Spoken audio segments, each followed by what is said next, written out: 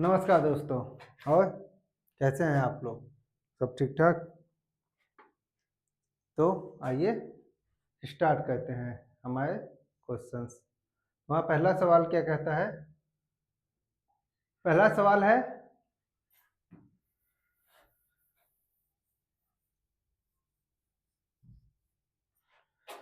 वहाँ पहला सवाल है कि जब किसी वस्तु को भूमध्य रेखा से ध्रुवों की ओर ले जाया जाता है तो उसके वजन में क्या प्रभाव पड़ता है? जब किसी भी वस्तु को इक्वेटर से पोल की तरफ ले जाया जाता है तो उसके वजन में क्या प्रभाव पड़ता है? तो हमारा ऑप्शन क्या क्या है? ऑप्शन है वजन बढ़ता है, वजन घटता है, वजन समान रहता है कि वजन शून्य हो जाता है। बताइए क्या होता है? हमारा वजन बढ़ता है। कैसे? आइए देखते हैं। जब हम किसी भी वस्तु को इक्वेटर से और ध्रुवों की वजह की तरफ ले जाते हैं तो वजन क्या हो जाता है? वजन बढ़ जाता है। ठीक है, क्यों? इसका मुख्य कारण क्या है? ध्रुवों पर पृथ्वी का गुरुत्वाकर्षण भूमध्य रेखा की तुलना में अधिक होता है, पृथ्वी की त्रिज्या पर कम होता है, तो वस्तु पर केंद्र की ओर आकर्षण बल लगता है। ठीक है, क्या होता है? वजन बढ़ जाता है। कितने की वृद्धि होती है? 0.5% से लेकर 0.6% तक। ठीक है, क्या होता है? गुरुत्वाकर्षण का प्रभाव, ध्रुवों पर गुरुत्वाकर्षण का खिंचाव अधिक होता है। ठीक है, ध्रुवों पर गुरुत्वाकर्षण का खिंचाव अधिक होता है। पोल्स पे क्या होता है? गुरुत्वाकर्षण का खिंचाव अधिक होता है। ठीक है, जिससे वह बढ़ जाता है। ठीक है, W=mg। ठीक, पृथ्वी का आकार पूरी तरह से गोल नहीं है, जिसकी वजह से भी ये होता है। ठीक है, जिससे ध्रुवों की दूरी कम और भूमध्य रेखा की दूरी अधिक हो जाती है। ठीक, तो समझ में आया? जब हम लोग क्या कहते हैं, इक्वेटर से पोल की तरफ जाते हैं तो वजन बढ़ जाता है। ठीक,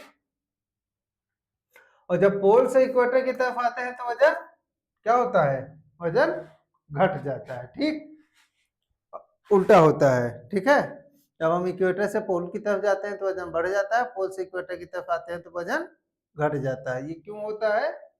ये होता है इसके गुरुत्वाकर्षण की वजह। ठीक है, क्यों होता है? Gravitation, due to acceleration due to gravity. ठीक, आइए देखते हैं अगला क्वेश्चन क्या है। अगला क्वेश्चन है कि रेगिस्तान में मृगतृष्णा बनने का मुख्य कारण प्रकाश की कौन सी घटना होती है? ठीक है, बताइए, मृगतृष्णा बनने का प्रकाश का मुख्य कारण क्या होता है? प्रकाश का अपवर्तन, पूर्ण आंतरिक परावर्तन, प्रकाश का विच्छेदन या प्रकाश का विवर्तन? बताइए क्या होता है? इसका ऑप्शन क्या होगा? इसका ऑप्शन होगा बी, टोटल इंटरनल रिफ्लेक्शन। क्या होगा? पूर्ण आंतरिक परावर्तन। ठीक है, क्यों होता है? देखिए, ऐसा दिखता है, जब कहीं हम लोग दूर में रेगिस्तान को देखेंगे तो क्या लगा है? जैसे यहाँ पानी भरा है। ठीक, ये, लेकिन जब आप पास में जाएंगे तो यहाँ आपको केवल और केवल रेत ही मिलेगी, ना कि पानी मिलेगी। ये क्यों होता है? ये होता है प्रकाश के पूर्ण परावर्तन की वजह से। ठीक है, क्या होता है? मृग तृष्णा बनने का मुख्य क्या है? प्रकाश का पूर्ण परावर्तन होता है।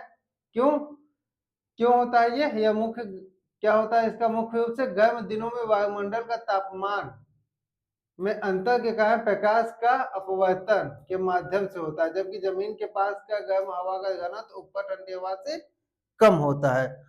ऊपर की हवा से क्या होता है? कम होता है। गर्म हवा का घनत्व कम होता है और ठंडी हवा का घनत्व मालूम ही होगा आपको, ज्यादा होता है। ठीक है, कोई भी चीज ज्यादा होगी, कोई भी गैस ठंडी होगी तो उसकी डेंसिटी ज्यादा होती है, और जैसे ही गर्म होती जाती है उसका डेंसिटी कम होता जाता है। ठीक, क्या होता है? जब प्रकाश की किरणें ठंडी हवा से गर्म हवा में की परतों से गुजरती है तो वे मुड़ती जाती है और अंत में पूर्ण आंतरिक परिवर्तन के कारण ऊपर लौट आती हैं। ठीक है,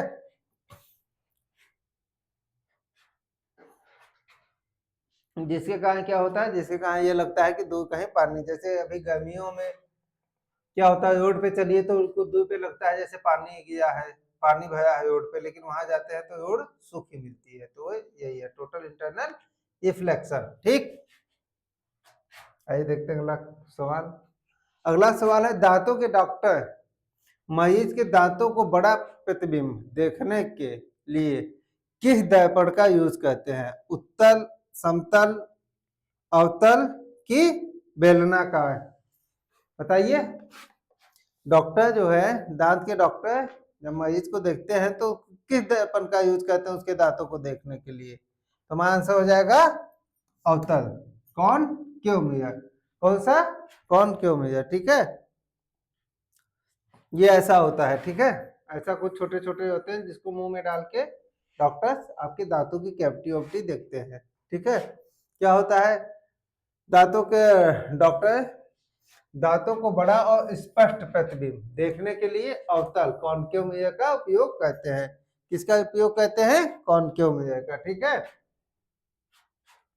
अवतल दर्पण जब दांत के करीब रखा जाता है तो यह सीधा और आभासी और दांतों का बड़ा प्रतिबिंब बनाता है। ठीक है, लाभ क्या होते हैं, इससे दांत छोटे गुहाने कैविटी, जो छोटी छोटी कैविटी होती है, दरारें होती है या अन्य समस्याएं जो भी दांतों में होती है, उससे आसानी से पहचाना जा सकता है। ठीक, ठीक है, कौन क्यों मिरर, न कि कॉन्वेक्स, अवतल दर्पण। ठीक, कौन सा दर्पण होता है? अवतल। अगला सवाल है, ज्योति तीव्रता की एसआई यूनिट क्या है? Luminous intensity. हमारा ऑप्शन है एम्पेयर, कैंडेला, केल्विन और मोल। क्या होगा बताइए? ज्योति तीव्रता, लुमिनस इंटेंसिटी, हमारा क्या होगा आंसर? इसका आंसर होगा कैंडेला। ठीक है, ज्योति तीव्रता, लुमिनस इंटेंसिटी, कैसा यूनिट? कैंडेला। ठीक है, जिसे सीडी के प्रतीक द्वारा दर्शाया जाता है। ठीक, आइए अगला सवाल देखते हैं क्या है। अगला सवाल है कि सूर्य की ऊर्जा का मुख्य स्रोत क्या है? सूर्य की ऊर्जा का मुख्य स्रोत क्या है? तो बताइए।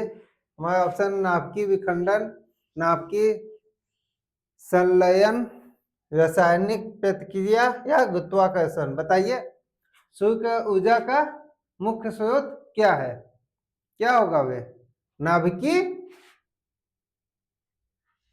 संलयन। क्या होगा? नाभिकीय संलयन, न्यूक्लियर फ्यूजन।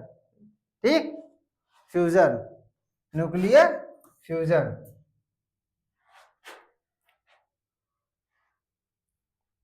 क्या होता है कि सूर्य के केंद्र में अत्यधिक तापमान और दबाव के कारण हाइड्रोजन परमाणु आपस में मिलकर हीलियम को का गर्म कहते हैं, हीलियम को गर्म, हीलियम का निर्माण कहते हैं,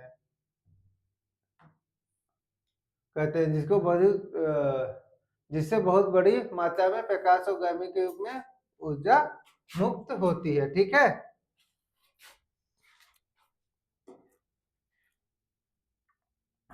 देखिए जब सूरज है इसके अंदर हमेशा रिएक्शन होता रहता है, हमेशा।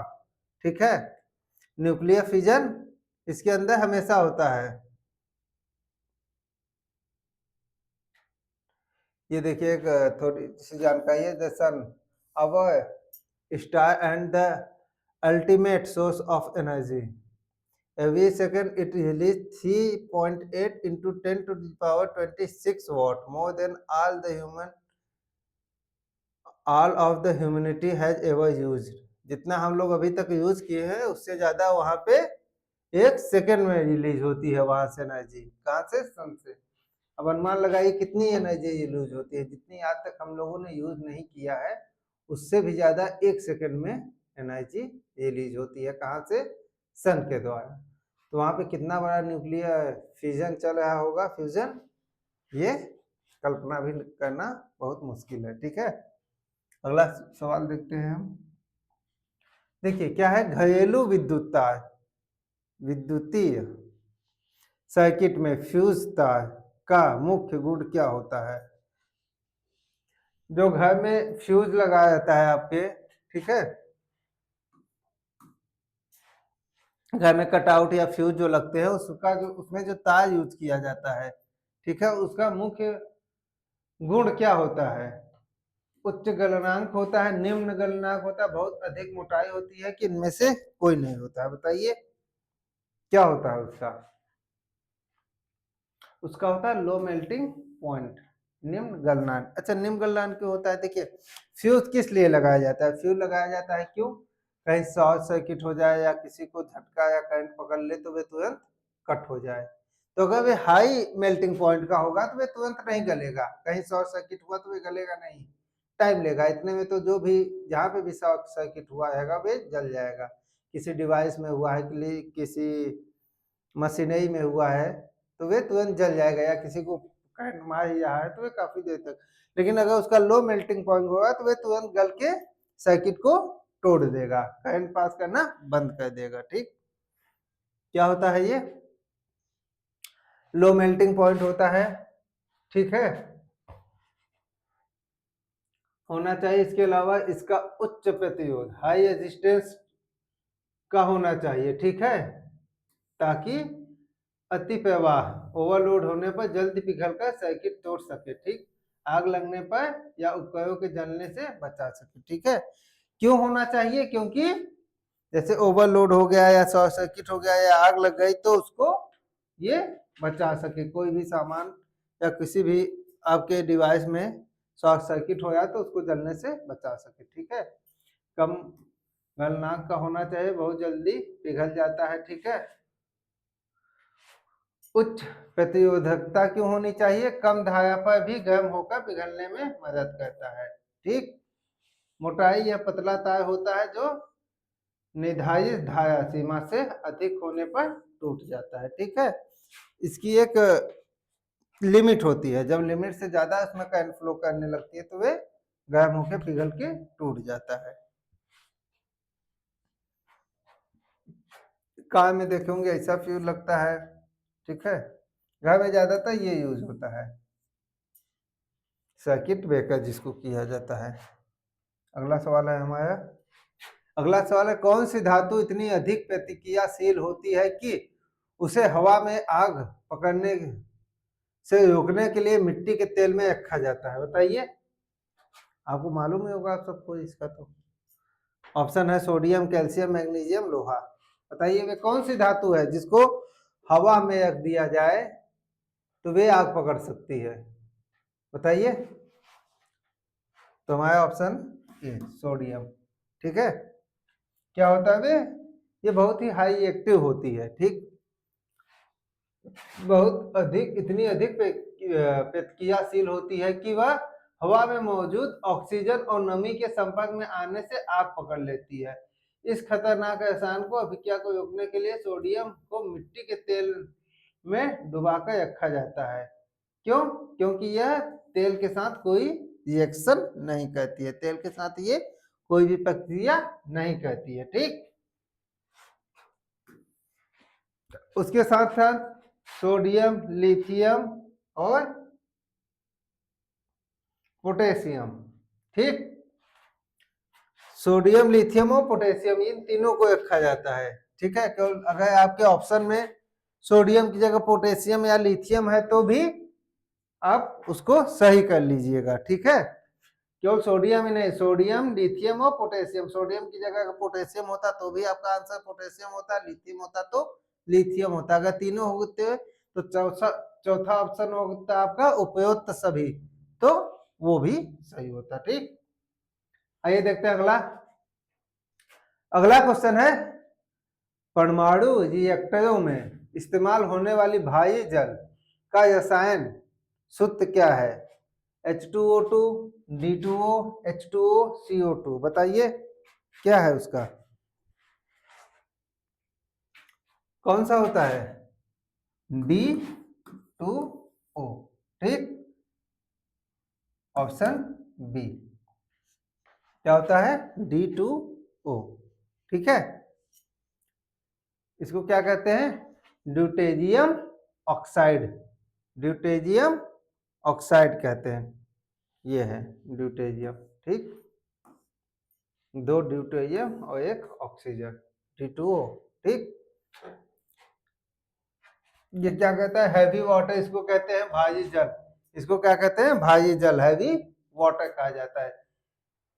यह सामान्य जल से की तुलना में अधिक घनत्व वाला होता है, जिसे हाइड्रोजन के समान समस्थानिक के स्थान पर ड्यूटेरियम का के 2 परमाणु ऑक्सीजन के साथ के 1 परमाणु के साथ जोड़कर काम करते हैं। ठीक है, इसको क्या कहते हैं, नाभिकीय रिएक्टर में ये कूलेंट की तरह काम करता है। ठीक है, मॉडरेटर और कूलेंट की तरह। हमारा अगला सवाल है, टूटी हड्डियों को जोड़ने के लिए उपयोग किए जाने वाला प्लास्टर ऑफ पेरिस का रासायनिक नाम क्या है। हमारे ऑप्शन है calcium carbonate, calcium sulphate, hemihydrate, calcium chloride, sodium bicarbonate. बताइए कौन सा होगा। हमारा ऑप्शन बी, आजकल ज्यादातर बी ही सही हो जाए, कैल्शियम सल्फेट हेमीहाइड्रेट। ठीक, ये जब पैर टूट जाता है, बाइक से गिर जाइए ज्यादातर, तो बाइक से आजकल नए लड़के बाइक बहुत तेज ही चलाते हैं, तो एक्सीडेंट होना ही होना है, तो प्लास्टर बंधना ही बनना है। ठीक, इसलिए अगर प्लास्टर नहीं बंधवाना चाहते हैं तो बाइक धीरे चलाइए। क्या नाम है इसका, कैल्शियम सल्फेट हेमीहाइड्रेट। ठीक है, इसका फॉर्मूला क्या है, CaSO4 1/2H2O। ठीक, या 2CaSO4 और H2O। ठीक है,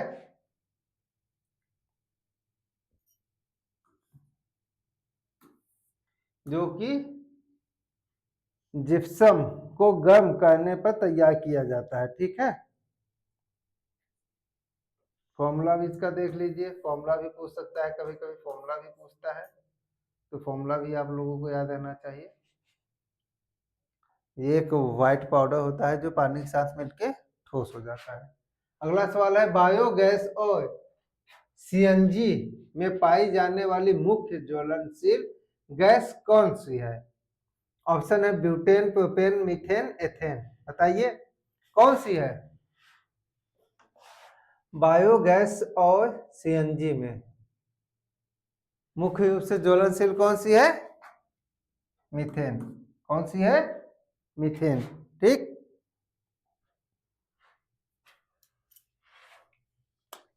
क्या है, एक नवीनीकरण और स्वच्छ ईंधन है। क्या है, बायोगैस एक नवीनीकरणीय मतलब नई और साफ ईंधन है, जो पशुओं के गोबर, किसी अपशिष्ट और अन्य जैविक कचरों से के अवयवीय पाचन से उत्पन्न होता है। ठीक है, एनारोबिक डाइजेशन। इसमें मुख्य रूप से 55 से 65% मीथेन होती है। ठीक है, और 35 से 44% क्या होती है, कार्बन डाइऑक्साइड। ठीक है, यह क्या काम आती है, ग्रामीण क्षेत्रों में खाना पकाने और बिजली के उत्पादन का एक सस्ता, टिकाऊ और साधन है। ठीक है, गाय का गोबर, भैंस का गोबर, अनाज का भूसा और फलों के छिलके, सब्जियों के छिलके, ये सबसे ये बनती है। ठीक है,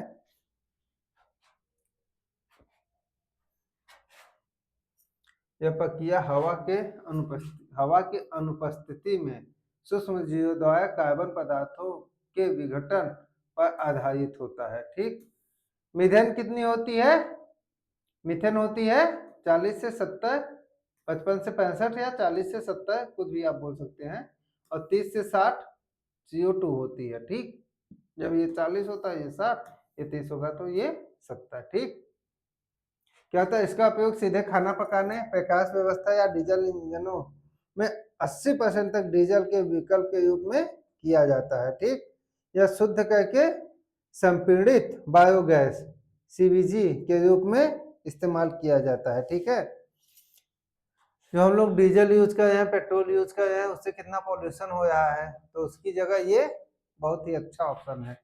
लेकिन ये बहुत ज्यादा मात्रा में नहीं बन पाती है, इसलिए इसको एक लिमिटेड होता है। क्यों? क्योंकि ये अब इतना गाय का गोबर है नहीं कि हर जगह हम लोग उसको बना सके, या सबको उसको रख भी नहीं सकते। अब फ्लैट में है तो फ्लैट में थोड़ी ना गाय कोई रखेगा।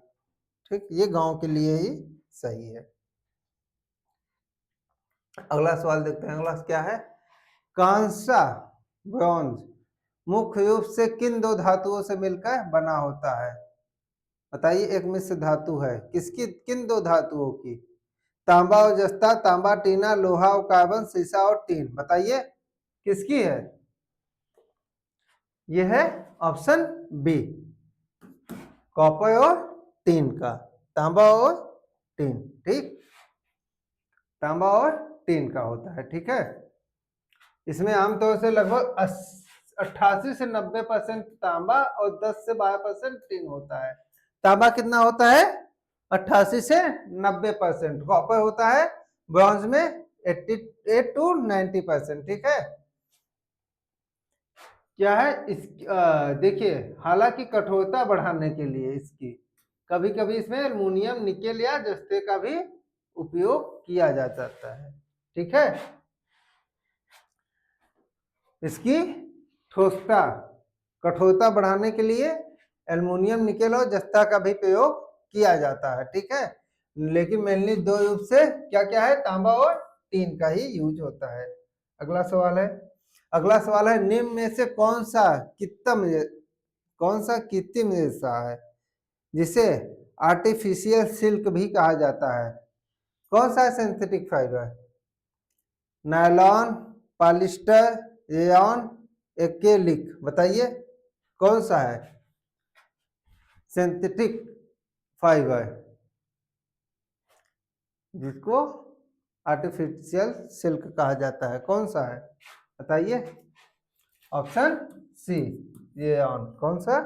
रेयॉन। ठीक है, आजकल इसका यूज बहुत ज्यादा किया जा रहा है। ठीक है, कपड़ों में देखते हैं आजकल पर्दे कितने चमकीले चमकीले आ गए, तो वे सिल्क थोड़ी ना है, वे रेयॉन है। ठीक है, रेयॉन क्या होता है? रेयॉन रेशम की तरह चमकता है, उससे सस्ता होता है, इसलिए उसे कृत्रिम रेशम कहा जाता है। ठीक है, क्या होता है ये? यद्यपि मानव निर्मित है फिर भी इसे कास्ट लुक दी जैसे प्राकृतिक स्रोतों से बनाया जाता है। ठीक है, इसका क्या होता है उपयोग? ज्यादातर साड़ियाँ, बिस्तरों की चादर और पर्दों के लिए किया जाता है। आजकल देखिए, सिल्क की चादर, सिल्क के पर्दे, सिल्क की साड़ियाँ जो सस्ती होती हैं, अगर आपको असली सिल्क की होगी तो वे काफी महंगे मिलेंगे, लेकिन अगर सस्ती है तो वे क्या है? रेयॉन है। ठीक है, क्या है? सिंथेटिक फाइबर है, आर्टिफिशियल सिल्क जिसको कहते हैं। ठीक, आइए अगला सवाल क्या है? सूर्य के प्रकाश की उपस्थिति में हमारी त्वचा में कौन सा विटामिन संश्लेषित करती है? बताइए, सूर्य से हमें कौन सी विटामिन मिलती है? Vitamin A, vitamin B, vitamin C की विटामिन डी? बताइए कौन सी विटामिन मिलती है हमें सूर्य की रोशनी से? आप सबको मालूम है विटामिन डी मिलती है उससे। क्या मिलती है? विटामिन डी मिलती है।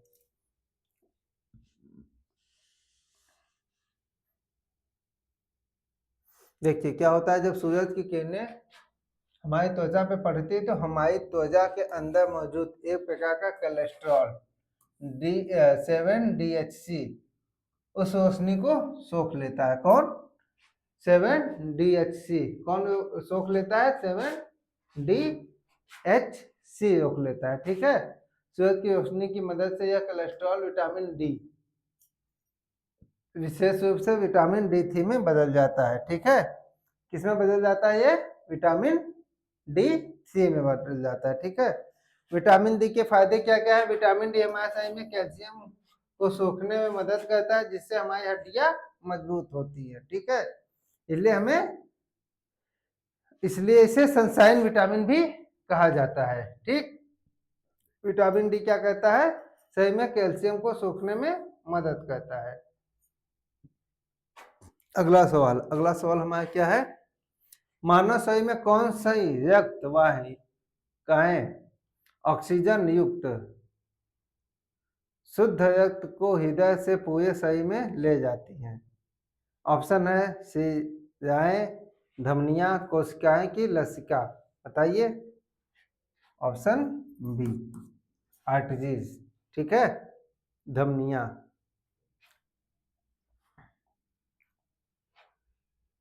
मानव शरीर की में धमनियां। ठीक है, इसी रूप से महाधमनी।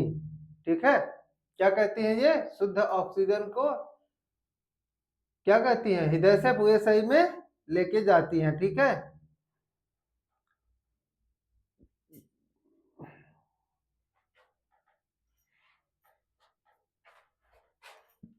एक लाल होती है, एक ब्लू होती है। ठीक है,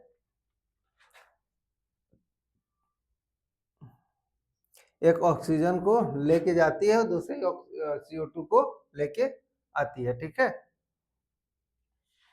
लेकिन आर्टरी धमनियां क्या कहती हैं? ये शुद्ध ऑक्सीजन को पूरे शरीर में ऑक्सीजन युक्त ऑक्सीजन युक्त रक्त को पूरे शरीर में लेके जाती हैं। ठीक, अगला सवाल है, मानव श्वसन तंत्र में एल्वियोली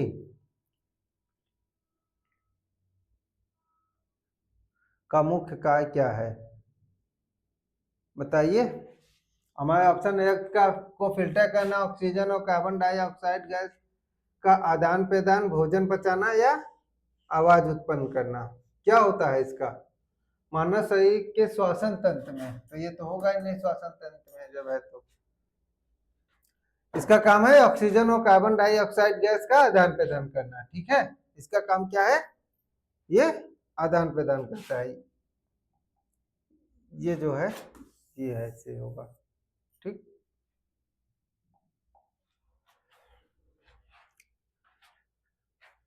ये देखिए क्या होता है। ये एल्वियोली क्या कहता है? वायु कोष्ठक का मुख्य काम होता है फेफड़ों से ऑक्सीजन और कार्बन डाइऑक्साइड का गैसीय का आदान प्रदान, गैस एक्सचेंज जिसको कहते हैं, कहता है। ठीक है, ये फेफड़े की कार्यात्मक इकाई जो सांस के माध्यम से ली गई ऑक्सीजन को रक्त कोशिकाओं तक पहुंचाती है और रक्त से कार्बन डाइऑक्साइड को बाहर निकालती है। जब हमारा खून लेके जाता है ऑक्सीजन को पूरे शरीर में सप्लाई करता है, उसके बाद वहां से जो कार्बन डाइऑक्साइड होती है उसको वापस फेफड़े में लेके आता है। ठीक है, और यहाँ से ये एक्सचेंज करते हैं। ठीक है, ऑक्सीजन को फेफड़े से रक्त वाहिकाओं में स्थानांतरित करती है और रक्त से कार्बन डाइऑक्साइड को वापस लेती है, जिसे सांस होने के कारण शरीर से बाहर निकाल देते हैं। हम सांस लेते हैं तो ऑक्सीजन और सांस छोड़ते हैं तो कार्बन डाइऑक्साइड। ठीक,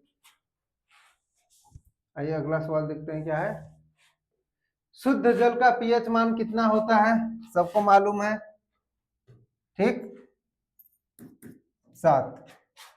ऑप्शन की कोई जरूरत ही नहीं है इसमें। ठीक है, देखिए प्योर वाटर। ठीक, प्योर वाटर का कितना है? 7 है। यूरिन और मिल्क का 6, एसिड का 5, टोमेटो जूस का 6। ठीक है, देख लीजिए इसमें सारे दिए हुए हैं। पीएच वैल्यू कितनी होती है? जितना नीचे जाएंगे उतना एसिडिक और ऊपर जाएंगे तो बेस एल्कलाइन। ठीक है,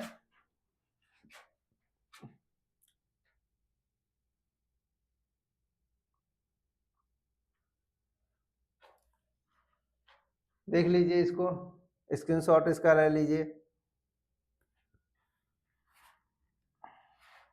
अगला सवाल, कौन सी धातु सामान्य तापमान पर द्रव्य अवस्था में पाई जाती है? रूम टेम्परेचर पे कौन सी धातु द्रव्य लिक्विड फॉर्म में रहती है? बताइए, मालूम ही होगा। सोना, चांदी, तांबा की पाया? बताइए। रूम टेम्परेचर, आपके घर में कौन सी धातु ऐसी है जो तरल पदार्थ में रहती है? सोना तो तरल रहता नहीं है, चांदी वे भी नहीं, तांबा वे भी नहीं, मरकरी। ठीक, जो कि थर्मामीटर में यूज होती है। ठीक है,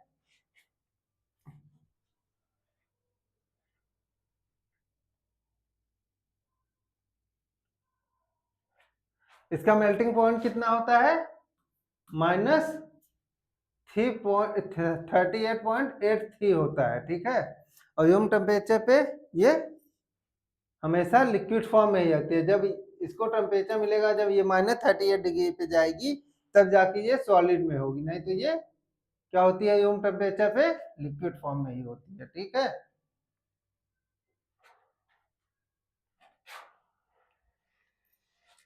देखिए एक अधातु, अगर यही अधातु पूछ लिया जाता तो धातु का ऑप्शन हो जाता ब्रोमीन।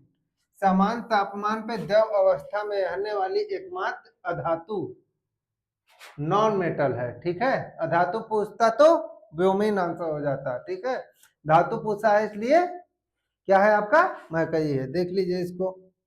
ठीक है, इसमें दो क्वेश्चन आपके बन सकते हैं, या तो आपको अधातु पूछ सकता है या धातु पूछ सकता है। धातु क्या है? मरकरी है, पाया जिसको कहते हैं, और अधातु क्या है?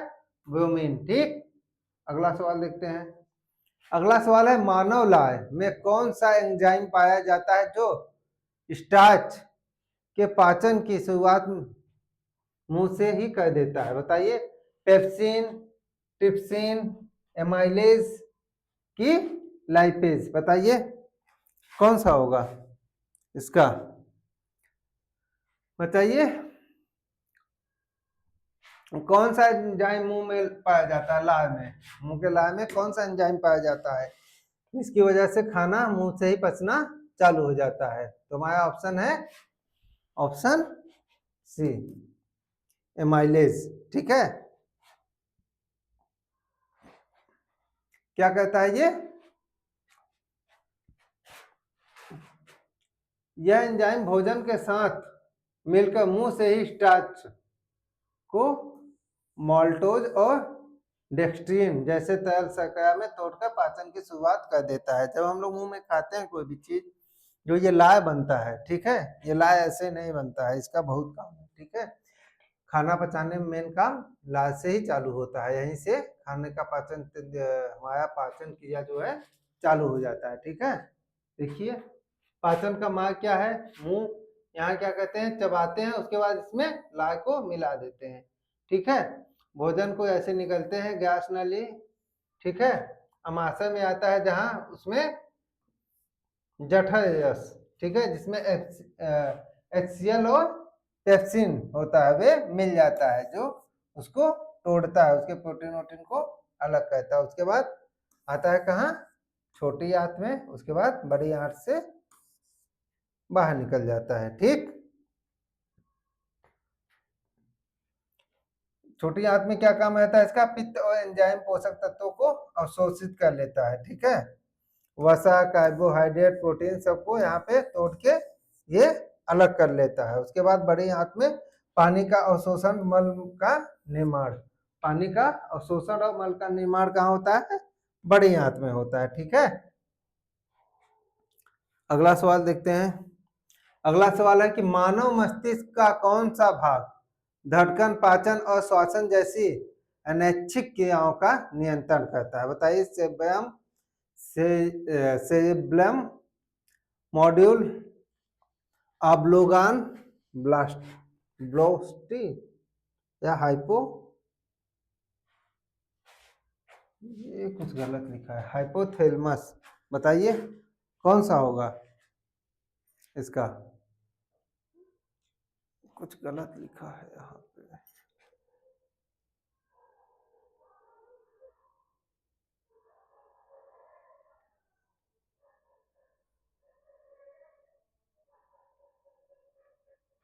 बताइए,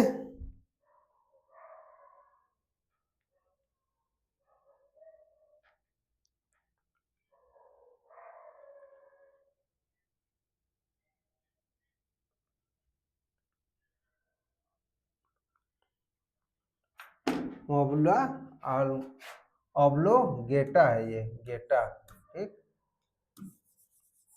ऑब्लोगेटा है, ठीक है।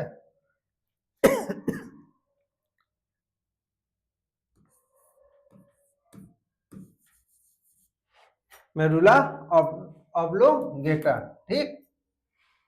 कहाँ पे होता है? देखिए क्या होता है कि ये जो है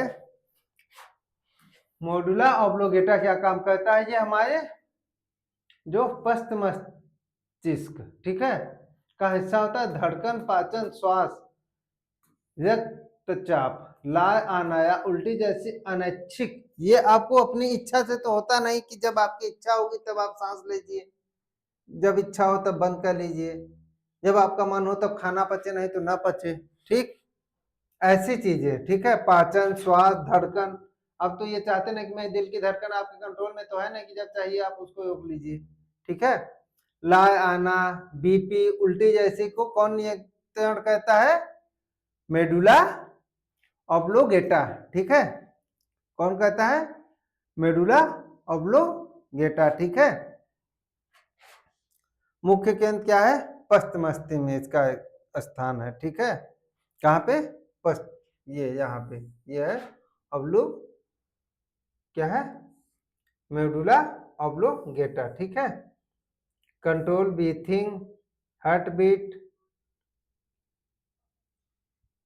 ये समझ में आया आप लोगों को? ये चार्ट देख लीजिए, इसको थोड़ा सही से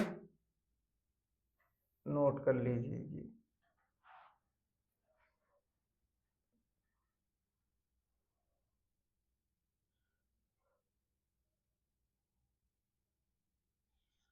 ठीक है। से व्यायाम में क्या क्या होता है आपका? थिंकिंग, मेमोरीज, डिसीजन मेकिंग, ठीक है। वो वॉलेंटरी एक्शन, ठीक है, सोचना, याद रखना या निर्णय लेना, ठीक है। ये कहाँ पे होता है? सेरेब्रम में, ठीक है। हाइपोथैलमस में क्या होता है? थैलेसम। हाइपोथैलेमस में क्या होता है? यहाँ पे हार्मोन नियंत्रण और शरीर के तापमान का नियंत्रण करता है ये, ठीक है। अभी आपको 2 दिन पहले ही इसको पढ़ाए थे कि जब बुखार आती है तो कैसे ये काम करता है, ठीक। पोन्स क्या काम करता है? मस्तिष्क का वो भाग है जो आपको क्या कहता है? भागों को जोड़ने का कार्य करता है, मस्तिष्क के भागों को जोड़ने का काम करता है। स्पाइनल कॉर्ड है ये नीचे यहाँ पे, ठीक, जो क्या काम करता है? हमारे मस्तिष्क को से पूरे शरीर को जोड़ता है, ठीक है। उसके बाद सेरिबेलम क्या काम करता है? संतुलन और संबंधता, ये भी आपको पढ़ा चुके हैं, ठीक है। थैलेमस, ठीक, देख लीजिए आपका ये सब, इसको नोट कर लीजिए कि हमारा कौन सा अंग क्या काम करता है, कौन सा दिमाग का भाग क्या काम करता है, ठीक है।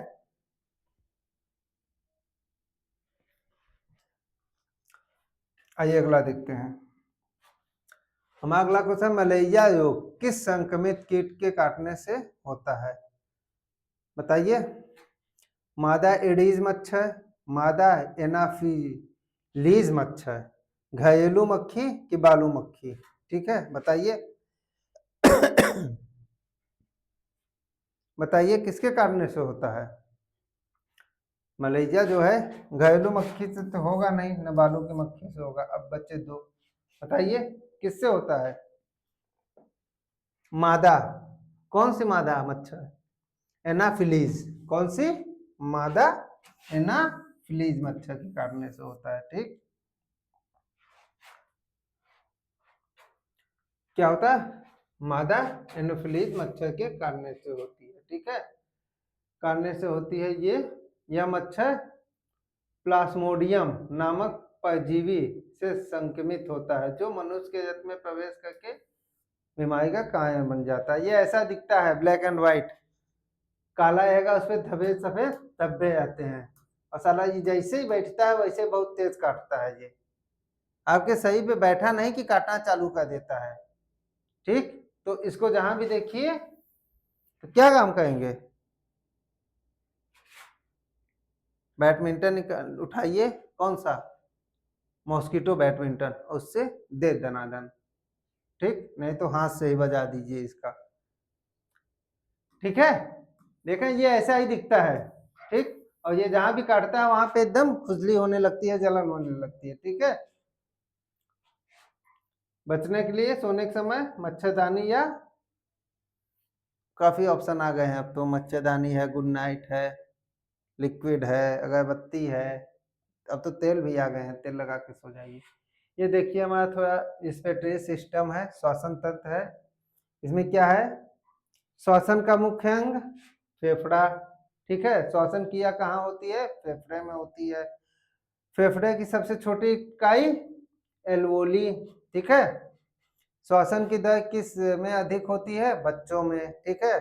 मनुष्य में श्वसन की सामान्य दर 16 से 18, छोड़ी हुई हवा CO2 लगभग 4%, ली हुई हवा ऑक्सीजन लगभग 21%, छोड़ी हुई हवा में ऑक्सीजन लगभग 16% होता है, ठीक है। फेफड़ों में की ठकने वाली झिल्ली फ्लूया, ठीक है। नाक का मुख्य कार्य वायु को शुद्ध करना, ठीक है।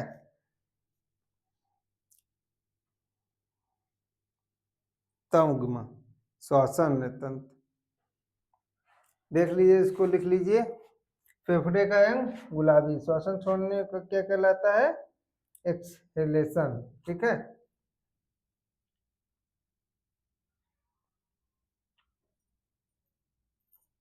श्वसन की दर बच्चों में अधिक होती है, किसमें अधिक होती है, बच्चों में अधिक होती है, ठीक है। हम लगभग 21% ऑक्सीजन एब्जॉर्ब करते हैं, और जब हम सांस छोड़ते हैं तो 16% क्या कर देते हैं, हवा में छोड़ देते हैं, ठीक है। मतलब कि 5% के आसपास हम लोग ऑक्सीजन यूज करते हैं, ठीक।